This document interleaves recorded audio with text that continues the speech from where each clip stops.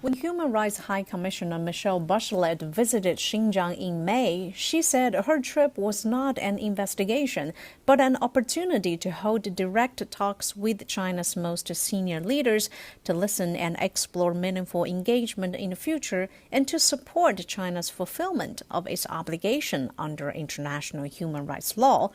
In a news conference at the end of her trip, Bachelet said full access was guaranteed for her visit in Kashgar and Urumqi. She said she was unable to determine the scale of a Xinjiang re-education and incarceration program directed at ethnic Uyghurs, saying high-profile officials' visits were not conducive to discreet work of an investigative nature.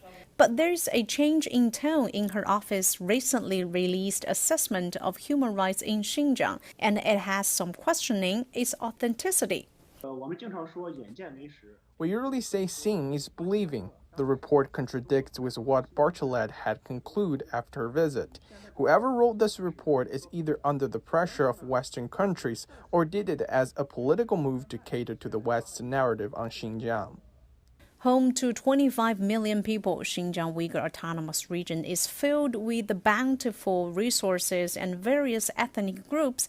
It's also long been part of a debate between China and the West, especially when it comes to fighting against terrorism. Xinjiang has become the worst hit by terrorism since the July 5th, 2009 attack. People felt insecure until the government introduced a slate of policies that turn around the situation. Now you can see local tourism booming. That's real human rights. The Chinese government is protecting its people.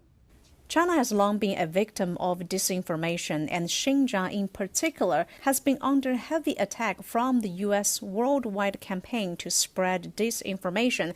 According to a Chinese Foreign Ministry spokesperson, he says the U.S. has propagated lies of the century about Xinjiang for quite some time in attempts to contain China. He also says such has even been admitted by some U.S. government officials.